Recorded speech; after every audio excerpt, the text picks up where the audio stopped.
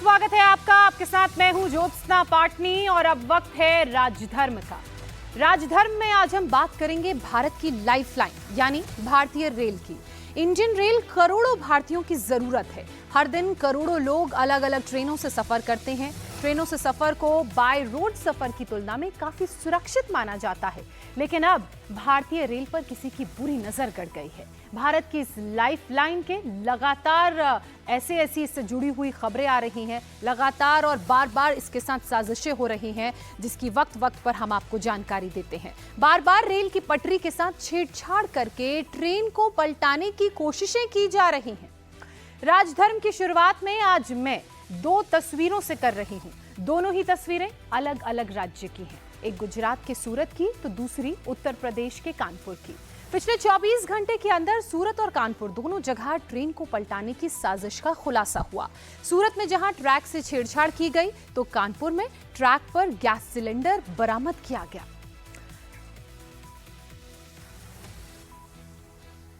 अब सवाल यह है कि वो कौन लोग हैं जो ट्रेनों को बार बार अपने निशाने पर ले रहे हैं, टारगेट कर रहे हैं, क्योंकि बार बार रेल की पटरी पर मिल रहे साजिशों के सबूत इसी बात की गवाही दे रहे हैं कि कोई तो है जो रेल से मौत के खेल की साजिश रच रहा है।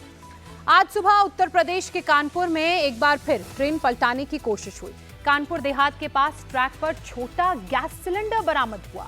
यह gas cylinder Prempur railway station के पास मिला। जिस दौरान ये गैस सिलेंडर ट्रैक पर रखा गया था, उस दौरान वहां से प्रयागराज की तरफ एक मालगाड़ी जा रही थी। वो तो अच्छी बात ये रही कि ट्रेन के लोको पायलट ने ट्रैक के बीचों बीच रखा सिलेंडर देख लिया और ट्रेन को मौके पर रोक दिया, जिससे कोई हादसा नहीं हुआ। अगर स्पीड ट्रेन की कम नहीं होती और लोको पायलट इस सिलेंडर को नहीं देखता तो एक बड़ा हादसा हो सकता था।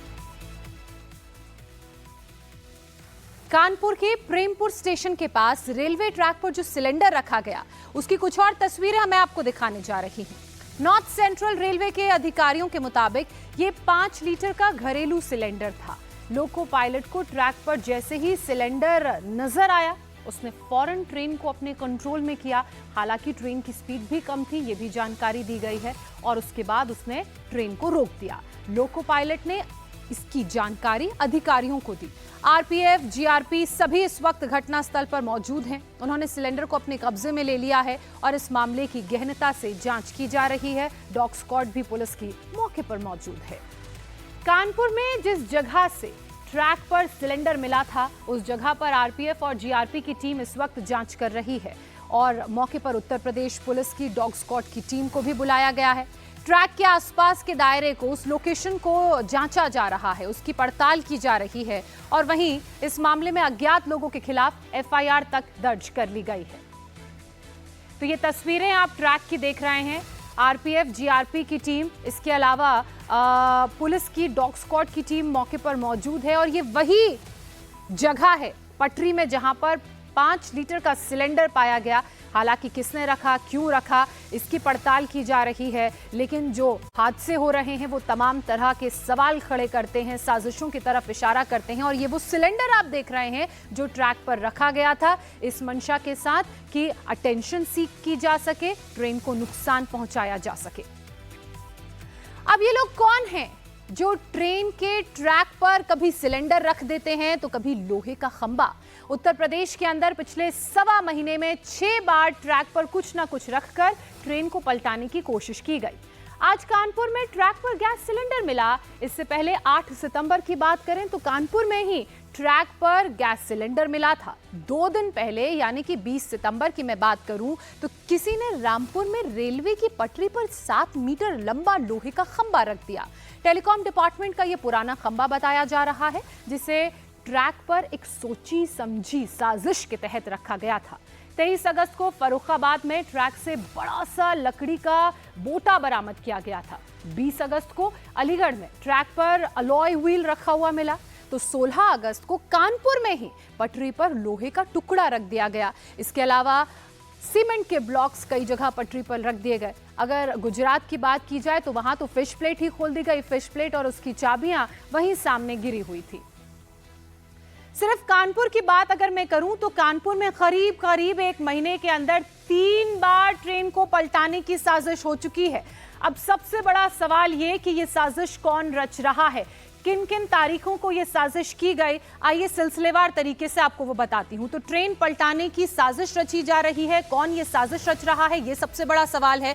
कानपुर में 37 दिन में ये तीसरी ऐसी घटना है जो सामने आई है। 16 अगस्त की बात कर लेते हैं। 16 अगस्त को साबरमती एक्सप्रेस को पलटाने के लिए ट्रैक पर लोहा रख दिया गया था। लोहे का एक टुकड़ा यहां से बरामद किया गया है, जिससे टकराकर साबरमती एक्सप्रेस का इंजन और उसकी 20 बोगियां पटरी से नीचे उतर गई, यानी कि डीरेल हो गई। इसके बाद अगली घटना 8 सितंबर की सामने आई है। कानपुर में ही आपको बता दें कि कालिंदी एक्सप्रेस को पलटाने की साजिश रची गई थी। इसके लिए रेलवे ट्रैक पर एलपीजी सिलेंडर रख दिया गया था और साथ ही यहां से बारूद भी बरामद किया गया था, जांच में पेट्रोल भी मिला था। और अब एक बार फिर से इसी तरह की साजिश को अंजाम दिया गया। ट्रैक पर छोटा सिलेंडर रखा हुआ मिला और साथ ही कानपुर में जो सिलेंडर मिला है उसकी अब जांच की जा रही है। और साथ ही जो पुलिस की टीम है, जीआरपी और आरपीएफ की टीम है, मौके पर पहुंचकर ये पता लगाने की कोशिश कर रहे हैं कि दरअसल इस तरह की साजिशों को कौन किस मंशा से अंजाम दे रहा है। लगातार इस तरह की जो घटनाएं उत्तर प्रदेश में हो रही हैं वो तमाम तरह के सवाल खड़े करती है, क्योंकि जो भारत में रेल का नेटवर्क है वो बहुत लंबा है और कहां-कहां पर निगरानी की जाए ये एक बहुत बड़ा सवाल है। ट्रैक पर गैस का सिलेंडर किसने रखा, क्यों रखा, इस बात की जांच की जा रही है। रेलवे के अधिकारी इसके पीछे बड़ी साजिश से इनकार नहीं कर रहे हैं, लेकिन जरा सोचिए, इस तरह की साजिशें अगर होती रहीं तो किसी भी दिन बड़ा हादसा हो सकता है। देश भर में 1,10,000 लाख किलोमीटर से ज्यादा का रेलवे का नेटवर्क फैला हुआ है। कौन कब किस जगह रेल की पटरी के साथ साजिश का खेल कर दे ये बताना मुश्किल है, एक तरह से असंभव है। ऐसे में जरूरत है रेलवे ट्रैक को पहले से ज्यादा सुरक्षित रखने की। रेलवे ने अपने सभी जो कर्मचारी हैं जो ट्रैक पे कार्य करते हैं, जैसे हमारे ट्रैकमैन हों, हमारे स्टेशन मास्टर हों, पॉइंट्समैन हों, हमारे लोको पायलट, गार्ड, उन सभी को ये दिशा निर्देश जारी किए गए हैं कि कोई भी अगर ऐसी चीज़ नोटिस में आती है तो तुरंत ही कंट्रोल को एवं संबंधित अधिकारियों को सूचित करें। इसके अलावा हम लोगों ने कुछ वल्नरेबल स्पॉट्स अपने इंटरनल सोर्सेज के थ्रू आइडेंटिफाई किए हैं। वहाँ पे हमारा जो सिक्योरिटी विंग है वो लगातार पेट्रोलिंग कर रहा है कि इस तरह की घटना को होने से रोका जा सके। इसके अलावा हम लोग इस मामले में भविष्य में तकनीकी का सहारा लेके किस प्रकार से एआई का, सीसीटीवी कैमरे का, इनका यूज करके किस प्रकार से इसकी घटना को रोक सकें, उस पर भी आगे कार्रवाई की जाएगी। तो किस स्तर पर कार्रवाई की जाएगी, किन किन तकनीकों का सहारा लिया जाएगा, उसके बारे में आपने जाना। लेकिन जो घटना उत्तर प्रदेश में हुई वो सिर्फ यूपी में ही नहीं बल्कि गुजरात में भी हुई है। ट्रेन डीरेल करने की साजिश यहां पर भी हुई है। सूरत में कुछ अनजान लोगों ने कुछ अलग तरीके से ट्रेन की पटरी को छेड़छाड़ उसके साथ की है, ट्रेन को पटरी से उतारने की साजिश रची है। शुक्रवार रात किम रेलवे स्टेशन के पास अपलाइन की पटरी से फिश प्लेट और जो कीज हैं वो हटा दी गई और उसे दूसरी पटरी के ऊपर रख दिया। रेलवे पटरियों को जोड़ने वाली की को भी हटा दिया गया। ट्रैक की जांच की गई तो ये पता चला कि किसी ने ट्रेन को पटरी से उतारने के लिए इस तरह की साजिश रची है। अब पुलिस के आला अधिकारी, रेलवे विभाग की टीम मौके पर पहुंचकर इस मामले में भी तफ्तीश कर रहे हैं। फॉरेंसिक साइंस लेबोरेटरीज और डॉग स्क्वाड की टीम की मदद ली जा रही है। एटीएस और एनआईए की टीमें भी इस पूरी साजिश की तह तक जाने की कोशिश में जुटे हुए हैं, जांच कर रहे हैं। सूरत में बड़ा हादसा भी हो सकता था, लेकिन रेलवे कर्मचारियों की सूझबूझ से इस अनहोनी को बचा लिया गया, घटना को घटने से बचा लिया गया। अब इस पूरे मामले की जांच एक स्पेशल ऑपरेशन ग्रुप कर रहा है और यह पता लगाने की कोशिश कर रहा है कि किसने किस मकसद से कब इसे अंजाम दिया। यह साजिश रामपुर से करीब 43 किलोमीटर दूर किम रेलवे स्टेशन के पास हुई। एफआईआर भी दर्ज हो गई है। रेलवे स्टाफ के साथ साथ जीआरपी, आरपीएफ और पुलिस मौके से सबूत इकट्ठा करने में जुटे हुए हैं। सुबह 5 से 6 बजे के बीच में कोसंबा किम विस्तार में रेलवे ट्रैक पर ट्रैक की जो फिश प्लेट होती है वो 2 फिश प्लेट एक ट्रैक से निकालकर दूसरे ट्रैक पर रख दी गई है और इसकी जो की होती है पूरे ट्रैक की उसको भी लूज़ करके इसमें जो डिस्टर्बेंस क्रिएट करने की कोशिश की गई है। उसके चलते तुरंत आरपीएफ, जीआरपी की टीमें यहाँ पे स्पॉट पर आके रेलवे व्यवहार पूर्ववत कर दिया गया है। कोई भी दिक्कत रेलवे व्यवहार में नहीं है और ये जो हरकत करने की कोशिश की है उसके अगेंस्ट में पुलिस लीगल एक्शन लेगी। सूरत रूरल पुलिस की 5 टीमें, आरपीएफ जीआरपी की भी टीमें और हमारे एफएसएल और डॉग स्क्वाड की टीम भी यहाँ पे कार्यरत है। वो भी इसकी तफ्तीश कर रही है और जितना हो सके उतना जल्द से जल्द इस गुनाह को डिटेक्ट करने की पुलिस कोशिश कर रही है। ट्रेन के साथ साजिश का ये खेल कितनी तेजी से हो रहा है, इसे आप सिर्फ सितंबर के आंकड़ों से ही समझ सकते हैं। 4 सितंबर को लखनऊ से पटना जा रही वंदे भारत एक्सप्रेस पर पत्थर फेंके गए थे। इससे ट्रेन की खिड़कियों को काफी नुकसान हुआ। 5 सितंबर को रांची से पटना जा रही वंदे भारत एक्सप्रेस को झारखंड के हजारीबाग में इसी तरह से निशाना बनाया गया। इसी दिन शाम को महाराष्ट्र के सोलापुर में भी ट्रेन पलटाने की साजिश रची गई। कुर्डुवाड़ी रेलवे स्टेशन के करीब एक सिग्नल पॉइंट के पास ट्रैक पर जानबूझकर एक फाउलिंग मार्क स्लैब रख दिया गया था। 7 सितंबर की बात करूं तो इंदौर जबलपुर सुपरफास्ट एक्सप्रेस के 2 कोच संदिग्ध परिस्थितियों में जबलपुर स्टेशन के पास डीरेल हो गए थे। 8 सितंबर को राजस्थान के अजमेर में पटरियों पर सीमेंट के ब्लॉक डालकर एक मालगाड़ी को पटरी से उतारने की कोशिश की गई और इसी दिन प्रयागराज से भिवानी जा रही कालिंदी एक्सप्रेस को ट्रैक पर रखे एलपीजी सिलेंडर से उड़ाने की साजिश तक रची गई। 21 सितंबर को गुजरात में सूरत के पास वडोदरा में रेलवे ट्रैक के साथ छेड़छाड़ का मामला सामने आया तो आज कानपुर में ट्रैक पर गैस सिलेंडर मिला। बार बार ट्रेन के ट्रैक के साथ हो रही साजिश को देखते हुए अब सरकार भी एक्शन में है। एनआईए, सीबीआई, गृह मंत्रालय और रेलवे पुलिस मिलकर रेलवे नेटवर्क की सुरक्षा का रोड मैप बनाने में जुटे हुए हैं। लेकिन सवाल यह है, आखिर ये साजिश कौन रच रहा है, कौन कर रहा है? इस मामले की एनआईए जांच की जा रही है। ट्रेन डीरेल की साजिश के पीछे आईएसएस और पाकिस्तान की खुफिया एजेंसी आईएसआई का हाथ बताया जा रहा है। आईएसआई के इशारे पर आईएसएस का खुरासान मॉड्यूल भारत में ट्रेन को पलटाने की खौफनाक साजिश को रच रहा है, इसे अंजाम दे रहा है, ऐसा खौफनाक खेल खेल रहा है। कुछ दिन पहले ही इसी सिलसिले में एक पाकिस्तानी आतंकी का ऑडियो मैसेज भी सामने आया था जिसमें स्लीपर सेल को ट्रेन पलटाने का हुक्म दिया गया था। ट्रैक पर साजिश के बाद अब बात करेंगे आपकी आस्था से जुड़े उस मुद्दे की, उस खबर की जिसको लेकर भी साजिश हो रही है। आपके दोस्त, आपके परिवार का कोई सदस्य, कोई रिश्तेदार या आपके साथ काम करने वाला कोई भी व्यक्ति जब भी आपको आकर बताता है कि मैं तिरुपति जा रहा हूं, तो आप इतना तो जरूर कहते हैं कि जा रहे हो तो वहां का लड्डू प्रसाद लेते हुए आना। और जब प्रसाद का लड्डू आपको मिलता है तो उसका एक एक दाना खाते हैं, आप घर ले जाते हैं, लोगों में बांटते हैं, परिवार वालों में बांटते हैं। लेकिन उसी लड्डू प्रसाद के बारे में कोई कहे कि उसमें घी की जगह चर्बी मिली हुई है तो आप पर क्या बीतेगी? सोचिए, पिछले 3-4 दिनों से करोड़ों हिंदुओं को यही बात चुभ रही है। हम में से हर कोई अपने जीवन में कभी ना कभी तो प्रसाद का लड्डू उसने जरूर खाया होगा या तिरुपति बालाजी वो जरूर गया होगा। अब सोचिए कि वो सब लोग इस वक्त क्या सोच रहे होंगे, कितने बेचैन होंगे। उनको समझाने के लिए ये रिपोर्ट हमने तैयार की है। लड्डू प्रसाद के बारे में जो बातें कही जा रही हैं, जो बातें उड़ाई जा रही हैं, उनमें सच्चाई कितनी है, इस रिपोर्ट से आपको सच पता चलेगा।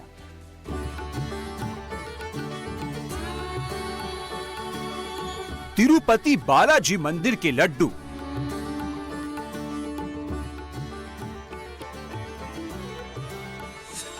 काशी विश्वनाथ मंदिर के लड्डू।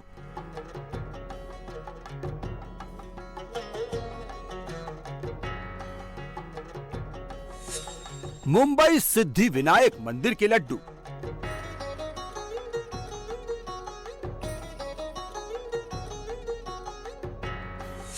जयपुर मोती डूंगरी गणेश मंदिर के लड्डू।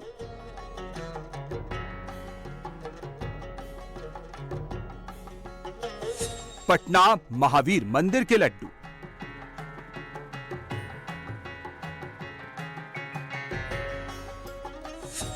लखनऊ हनुमान सेतु मंदिर के लड्डू।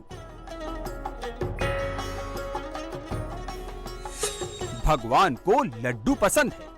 श्री नारायण हरि विष्णु हो या देवाधिदेव महादेव शिव हो, गजानन गणपति हो या रुद्रावतार हनुमान हो, लड्डू सबको प्रिय है। भगवान बालाजी वेंकटेश्वरम के प्रसादम में लड्डू है। काशी विश्वनाथ के महाप्रसादम में लड्डू है।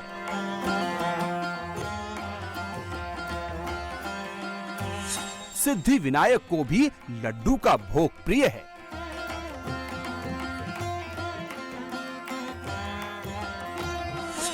जयपुर के मोती डूंगरी गणेश को लड्डू का बाल भोग लगता है। पटना के महावीर हनुमान को भी बेसन और घी के लड्डू का नैवेद्यम चढ़ता है।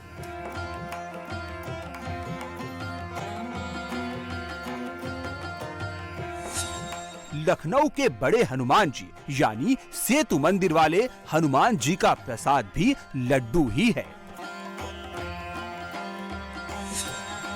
सनातन धर्म के बड़े मंदिरों में शुद्धता का विशेष ख्याल रखा जाता है। खासकर जो भोग भगवान को अर्पित किया जाता है वो तो परम शुद्ध होना ही चाहिए। प्रसाद और नैवेद्यम का मतलब ही है 100% शुद्ध।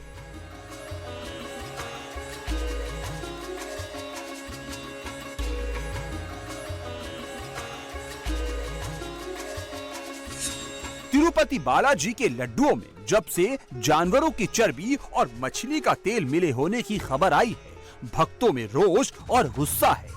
भगवान को चढ़ाए जाने वाले लड्डुओं पर सवाल उठाए जा रहे हैं।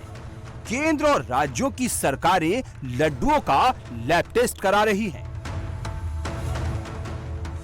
आज हम आपको दिखाते हैं कि बड़े बड़े मंदिरों में लड्डू बनते कैसे हैं और वहां शुद्धता का कितना ख्याल रखा जाता है।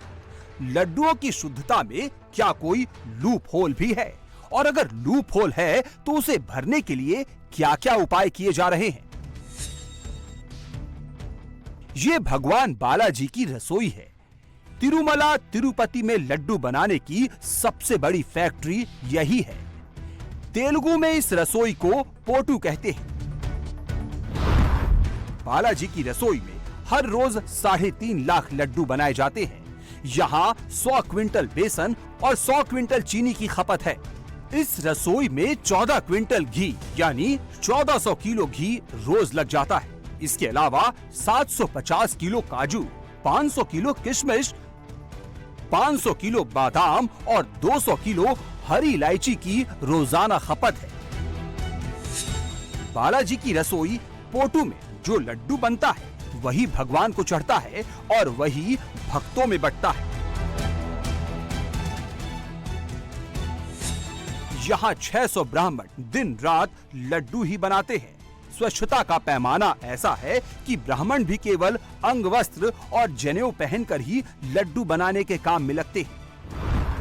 रसोई में ब्राह्मणों की एक टीम बेसन का घोल बनाती है, दूसरी टीम गर्म घी की कड़ाही में बूंदी छानती है, तीसरी टीम बूंदी को मशीन से दरदरा पीसती है, चौथी टीम चाशनी तैयार करके उसमें बूंदी मिक्स करती है, पांचवी टीम काजू, किशमिश, बादाम और इलायची काट कर मिलाती है, छठी टीम हाथ से गर्मा गर्म लड्डू बांधती है। बालाजी की रसोई से लड्डू काउंटर तक लड्डू पहुंचाने के लिए बेल्ट लगाई गई है। भोग लगाने के बाद लड्डू सीधे काउंटर तक पहुंचा दिए जाते हैं। प्रसादम की सामग्री या लड्डू प्रसादम कभी जमीन पर नहीं रखा जाता। बालाजी के जगत प्रसिद्ध लड्डू बनाने के नियम बहुत कड़े हैं। लड्डू बनाने की एक एक सामग्री लैब में जांच के बाद ही रसोई में पहुंचती है। लड्डू बन जाने के बाद भी ये देखा जाता है कि उसमें काजू, किशमिश, बादाम, चीनी और इलायची सही मात्रा में है या नहीं, और लड्डू का वजन 175 ग्राम है कि नहीं। हर टेस्ट में पास होने के बाद ही लड्डू भगवान तक पहुंचता है। पहला भोग भगवान बालाजी को चढ़ता है, फिर लड्डू भक्तों को बांटा जाता है।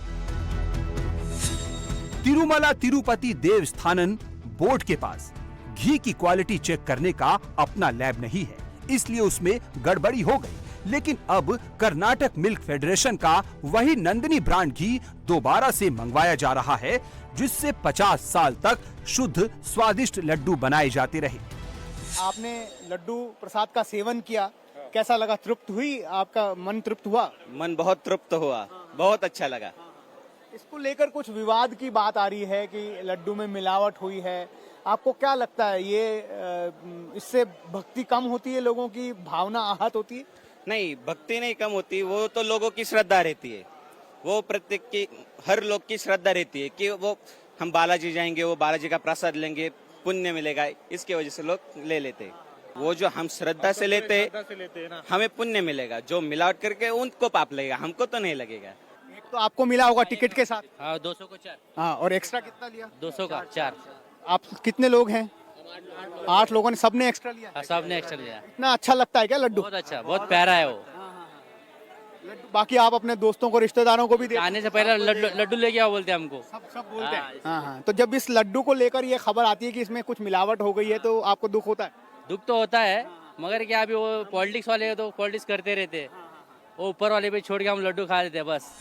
बिहार में भक्तों की आस्था का एक बड़ा केंद्र है पटना का महावीर मंदिर।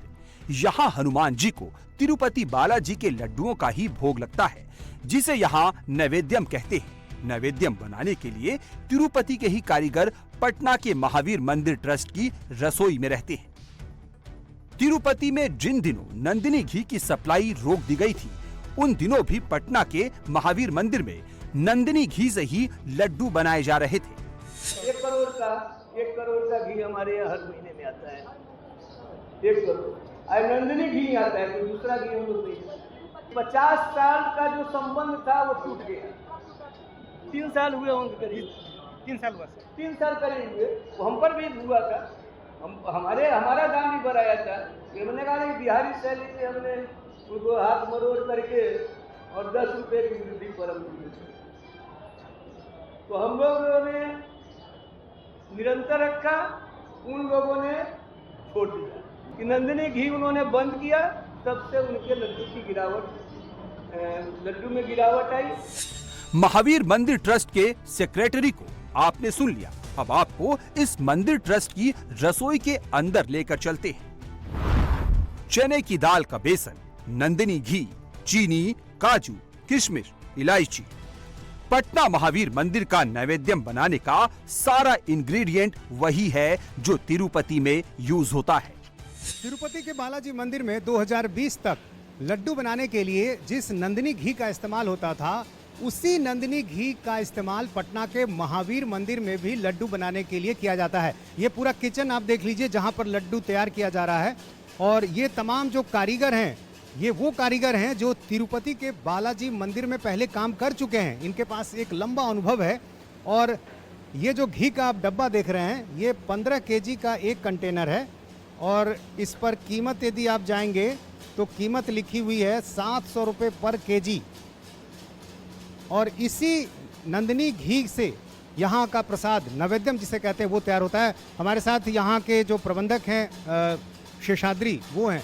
ये बताइए कि ये जो घी है कहाँ से मंगाते हैं आप? सर ये कर्नाटका से आता है सर, कर्नाटका मिल्क फेडरेशन से आता है, सरकार का है, कर्नाटक से घी आता है सर जी। ये डब्बा, एक डब्बा कितने केजी? सर ये एक डब्बा जो है सर 15 केजी का है सर, 15 केजी का, 15 लीटर में 15 केजी का। और इस पे कीमत जो है क्या लिखी हुई है? 700 रुपये सर पर केजी लिखा है। मगर हम लोग जो बल्क में जो एक महीने में सर 15 टन हम लोग जो घी लेते हैं, इसके चलते हम सर 590 रुपीज़ में सर हम लोग को पर केजी देते हैं सर। महावीर मंदिर ट्रस्ट की रसोई में लड्डू बनाने में लगभग सारा काम ऑटोमेटिक मशीनों से होता है और कारीगर लड्डू की सामग्रियों में कम से कम हाथ लगाते हैं। बेसन का घोल बनाने से लेकर बूंदी में अन्य सामग्रियां मिलाने तक हर काम के लिए मशीन लगी है। इससे शुद्धता बनी रहती है। सर हम लोग चना लेते हैं, बेसन नहीं लेते, चना लेते हैं, क्योंकि बेसन मार्केट में मिलता है, मिक्सिंग होता है कि नहीं हम लोग को पता नहीं चलता है। हम ही लोग के पास चक्की है, चना दाल लेके सर इसको हम लोग पीस लेते हैं सर। उसके बाद पानी में इसको जो मिला के हम लोग शुद्ध घी में सर इसको बूंदी छानते हैं। और जो छाना हुआ बूंदी आप लोग देख सकते सर किस रंग का है, कोई इसमें ब्लैक का नहीं है, ये छाना हुआ बूंदी है सर। इसी को हम लोग जो है चाशनी के साथ मिलाते हैं। अब हम पहुंचे हैं उस जगह पर जहां लड्डू तैयार किया जा रहा है। ये एक ऐसी जगह जहां पर तमाम कारीगर यहां पर काम कर रहे हैं और कई इक्विपमेंट्स जो लगे हुए हैं, जैसे ये चाशनी बनाने का एक इक्विपमेंट है और यहाँ पर तमाम वो मिक्सर प्लांट हैं जो नंदिनी घी में बूंदी छाना गया, यहाँ पर उसे मिक्स किया जा रहा है। इसमें ड्राई फ्रूट, इलायची, चाशनी, ये चीज़ें डालकर इसे मिक्स किया गया और मिक्स करने के बाद ये इस तरह का तैयार हुआ। अब जब ये तैयार हो गया, यानी जो प्रसाद जिससे बनाया जाएगा वो अब तैयार हो चुका है, तो यहाँ पर लड्डू बनाया जा रहा है। यहाँ पर आप देखिए जो कारीगर कतार में आपको नज़र आ रहे हैं, ये सब अब लड्डू बना रहे हैं। शुरुआत नंदिनी घी में बूंदी छानने से हुई, फिर उसके बाद जो तमाम प्रक्रियाएं हैं वो पूरी हुई, और अब यहाँ पर लड्डू बनाया जा रहा है। यहाँ शेषाद्री जी हमारे साथ हैं। ये बताइए कि ये जो कारीगर हैं, कितने कारीगर हैं यहाँ पर? सर यहाँ पे सर टोटल जो है 125 कारीगर हैं सर। तो ये बताइए कि हर दिन या कहें महीने में कितनी खपत होती है लड्डू? यहाँ पे सर महीने में सर 1,25,000 किलो सर हम लोग का एवरेज सेल है। इसमें सर मंगल को सर सबसे ज़्यादा सेल होता है, 8,000 किलो सेल होता है, 8 से 8,500 किलो, और शनिवार को सर 4,000 से लेकर 4,500 किलो सेल होता है। प्रति किलो दर क्या है लड्डू बिकने की? 1 किलो का जैसे 330 रुपये सर किलो है सर, 330 रुपये किलो है। अच्छा ये बताइए कि अब नंदिनी घी में चूँकि पूरा जो लड्डू है तैयार होता है, तो क्या ऐसा कुछ है कि यदि नंदिनी घी की जगह कोई दूसरा घी, सस्ता घी, मिलावटी घी इस्तेमाल हो, तो उसको बनाने के दौरान आप पकड़ सकते हैं या उसमें कोई फ़र्क आपको दिखेगा? जी सर, नंदिनी घी यूज़ करने में इसका जो है सर येलोइश कलर है, आप इसको देख सकते हैं, एकदम येलो है और एकदम शाइनिंग है लड्डू ये। हाँ, और इसको जो है देखिए ये जो लड्डू जो है पूरा शाइनिंग है, ये कलर भी जो है एकदम जो गोल्डन येलो है सर ये। नंदिनी घी सप्लाई करने वाली कर्नाटक की सरकारी कंपनी KMF ने महावीर मंदिर ट्रस्ट से भी कीमत बढ़ाने की डिमांड की थी। ट्रस्ट ने कीमत बढ़ाई भी, लेकिन उतनी नहीं जितनी डिमांड थी। ट्रस्ट ने घी के दाम बढ़ाए, लेकिन क्वालिटी से समझौता नहीं किया। मुंबई में गणपति के भक्तों की आस्था का सबसे बड़ा केंद्र है सिद्धि विनायक मंदिर। गणपति के जो भी भक्त सिद्धि विनायक के दर्शन करने आते हैं, वो यहाँ का लड्डू प्रसाद ले जाना नहीं भूलते। सिद्धि विनायक ट्रस्ट के पास भी अपना किचन है, जहाँ बेसन, घी, काजू, किशमिश और मुनक्के का इस्तेमाल करके लड्डू बनाया जाता है। बालाजी के लड्डू और सिद्धि विनायक के लड्डुओं में एक अंतर ये है कि सिद्धि विनायक के लड्डुओं की बूंदी साबुत रहती है, इसे दरदरा करके पीसा नहीं जाता। साबुत बूंदी में ही चाशनी और मेवे मिलाकर लड्डू बांधा जाता है। हमारा जो लड्डू महाप्रसाद है वो बहुत ही फेमस है। भाविकों की श्रद्धा आस्थाएं वहाँ से जुड़ी है, इसके लिए हमारी रिस्पॉन्सिबिलिटी और ज़्यादा बढ़ती है, तो उसका क्वालिटी में कोई भी कॉम्प्रोमाइज़ नहीं करते। आप देख सकते हैं ये जो लड्डू है, ये हमारी खासियत है, ये प्योर घी में बनता है, गाय का घी है, और इसी प्योर घी में ये पूरा बूंदी जो है ये बनाई जाती है। उसके बाद ये चाशनी है, चाशनी में ये चाशनी, हाँ ये चाशनी देख सकते हैं इस वक्त चाशनी बन रही है। बूंदी का तलने के बाद ये चाशनी में डुबाई जाती है, उसमें और जो परमिसिबल इंग्रेडिएंट्स है वो इस्तेमाल किए जाते हैं, जिसमें ड्राई फ्रूट्स में हम काजू टुकड़ा और किशमिश इस्तेमाल करते हैं। स्वाद के लिए इलायची है, नटमेग पाउडर है। ये जो रॉ मटेरियल है उसकी क्वालिटी पे पूरा कंट्रोल किया जाता है मंदिर प्रशासन की तरफ से। एक गोनी जो रहता है, बेसन का गोनी 50 kg रहता है। 50 kg में लगभग 90 kg हम शुगर इस्तेमाल करते हैं। S30 करके एक ब्रांडेड शुगर है, वो चाशनी के लिए यूजफुल है। और इस 50 kg के लिए 65 लीटर घी इस्तेमाल किया जाता है। उसमें लगभग 5 kilo dry fruits means 5 kilo काजू टुकड़ा, 5 किलो किशमिश और 250 ग्राम ईच इलायची पाउडर, नटमेग पाउडर, ये सारे इंग्रेडिएंट्स इस्तेमाल करके लड्डू बनाए जाते हैं। हमारा एक लड्डू लगभग 50 ग्राम का होता है। सिद्धि विनायक मंदिर ट्रस्ट के पास लड्डू की इतनी डिमांड आती है कि उसे पूरा करना संभव नहीं होता। इसी से साफ होता है कि यहाँ के लड्डुओं पर भी भक्तों की आस्था जरा भी कम नहीं हुई है। गणपति का एक और सिद्ध मंदिर है जयपुर का मोती डूंगरी गणेश मंदिर। यहाँ के गणपति को प्रतिदिन 100 से 150 किलो मोदक लड्डू चढ़ाया जाता है। इन लड्डुओं को यहाँ बाल भोग कहते हैं। मोती डूंगरी मंदिर का मोदक लड्डू भी यहाँ के अपने किचन में तैयार किया जाता है। यहाँ के लड्डुओं को इतनी पवित्रता से बनाया जाता है कि किचन से निकलने के बाद भक्त को छोड़कर दूसरा कोई भी इसे छू नहीं सकता। इसलिए हर लड्डू को अलग दोनों में रखा जाता है। इंडिया टीवी के जयपुर ब्यूरो चीफ मनीष भट्टाचार्य मोती डूंगरी मंदिर के किचन जाकर इन लड्डुओं को बनते हुए देखा। मैं इस वक्त जयपुर के मोती डूंगरी गणेश मंदिर में मौजूद हूँ। सबसे प्राचीन और बहुत विशाल मंदिर है, जिसकी मान्यता भी है।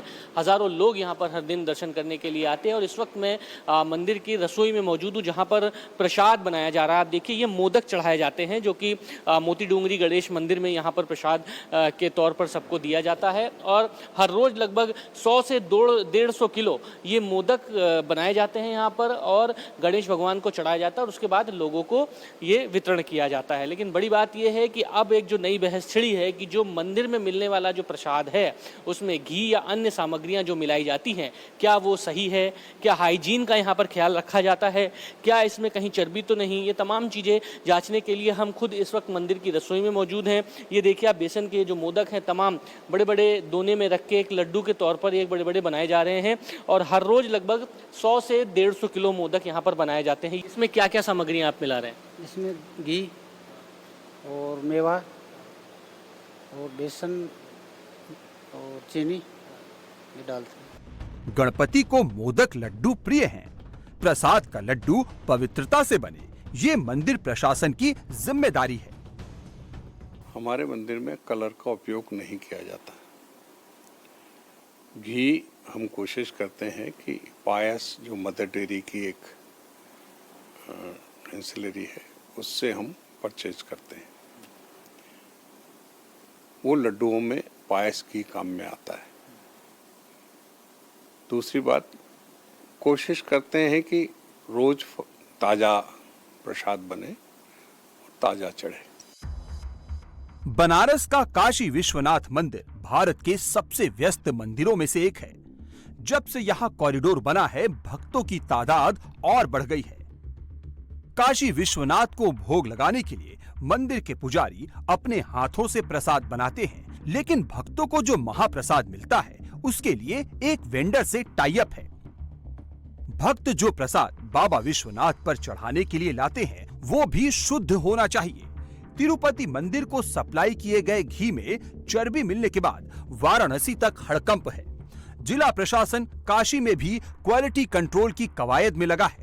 वाराणसी के एसडीएम लड्डू बनाने वाले वेंडर अशोक हलवाई के यहाँ इंस्पेक्शन के लिए पहुंचे। एक एक सामान को चखकर देखा और घी और लड्डू की सैंपलिंग कराकर टेस्ट के लिए भेज दिया। इंडिया टीवी की टीम भी उस किचन में गई जहां काशी विश्वनाथ का महाप्रसाद तैयार किया जाता है। तिरुपति और पटना की तरह वाराणसी में भी लड्डू बनाने का ढेर सारा काम मशीनों से होता है। काशी विश्वनाथ का लड्डू महाप्रसाद बूंदी का नहीं होता। बेसन और आटा को घी में भूनकर उसमें मेवा और चीनी मिलाकर लड्डू तैयार किया जाता है। घी की गुणवत्ता के लिए लैब टेस्टिंग कराई जाती है। लड्डू बांधने का काम स्थानीय महिलाएं करती हैं। पूरे प्रोसेस में सिर्फ सनातनी लोग शामिल किए जाते हैं। गैर सनातनियों को महाप्रसाद बनाने की हर प्रक्रिया से दूर रखा जाता है। भगवान के प्रसाद का जिम्मेदारी है और उसमें 100% अपने कलेजे से जो हो सकता है शुद्धता और पवित्रता का मानक हम लोग अडॉप्ट करते हैं। लागत बने उसके आटा, घी, सूजी बनाने से लेकर के और पैकिंग करने से लेकर के और डिलीवरी तक की पूरी जिम्मेदारी भगवान ने हमको दी है।